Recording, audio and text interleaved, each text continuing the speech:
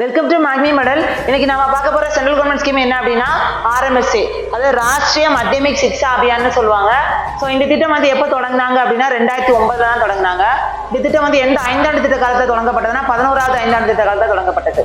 So இந்த திட்டத்தோட நோக்கம் என்ன அப்படின்னா இடைநிலை கல்விக்கான அணுகலையும் இடைநிலை கல்வியோட தரத்தையும் மேம்படுத்தணும் அப்படின்றதுக்காகவோ. அப்போ 2009 இடைநிலை கல்வியில சேர்க்கை வீதம் எவ்வளவு இருந்ததுன்னா 52% தான் இருந்துச்சு. அதை அடுத்த 5 வருஷத்துக்குள்ள நம்ம வந்து 75% உயர்த்தணும் அப்படின்றதுக்காக இந்த திட்டத்தை தொடங்கினாங்க. ஸோ இந்த திட்டத்தில் வந்து என்ன பண்ணிட்டு இருக்காங்க அப்படின்னா இடைநிலை கல்வினா என்ன அப்படின்னா 9ஆம் கிளாஸும் 10ஆம் கிளாஸ் படிக்கிற ஸ்டூடெண்ட்ஸ் தான் நம்ம இடைநிலை கல்வின்னு சொல்லுவோம். ஓகேவா? ஸோ இந்த இதுல நிறைய அதிகமாக உயர்நிலை பள்ளிகளை நிறுவனம். இடைநிலை கல்விக்கான அணுகலை வந்து எப்படி இன்க்ரீஸ் பண்ணுவீங்க அப்படின்னா நிறைய வந்து ஸ்கூல்ஸை நிறுவனம். ஓகேவா? அதாவது ஸ்டூடெண்ட்ஸ் வந்து ஈஸியாக போய் பக்கத்துலேயே இருக்கிறதுனா ஈஸியாக போய் சேர்ந்துருவாங்க இல்லையா? ஸோ அதனால அவங்களுக்கு நிறைய ஸ்கூல்ஸ் ஓப்பன் பண்ணணும். இது தவிர பார்த்தீங்க அப்படின்னா இடைநிலை கல்வியில உங்களுக்கு வந்து நிறைய வந்து இது லெபார்டரிஸ், அதாவது கம்ப்யூட்டர் லேபு, லைப்ரரி வைக்கிறது, அப்புறம் டீச்சர்ஸ் வந்து ட்ரைனிங் கொடுக்கறது, அப்புறம் டீச்சர்ஸ் வந்து ட்ரைனிங் கொடுத்து நல்ல தரமுள்ள ஆசிரியராக மாத்துறது.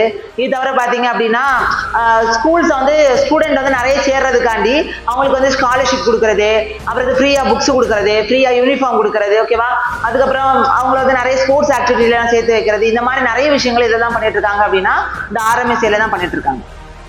இது போன்ற தகவலுக்கு நம்ம சேனலை சப்ஸ்கிரைப் பண்ணுங்க. தேங்க்யூ.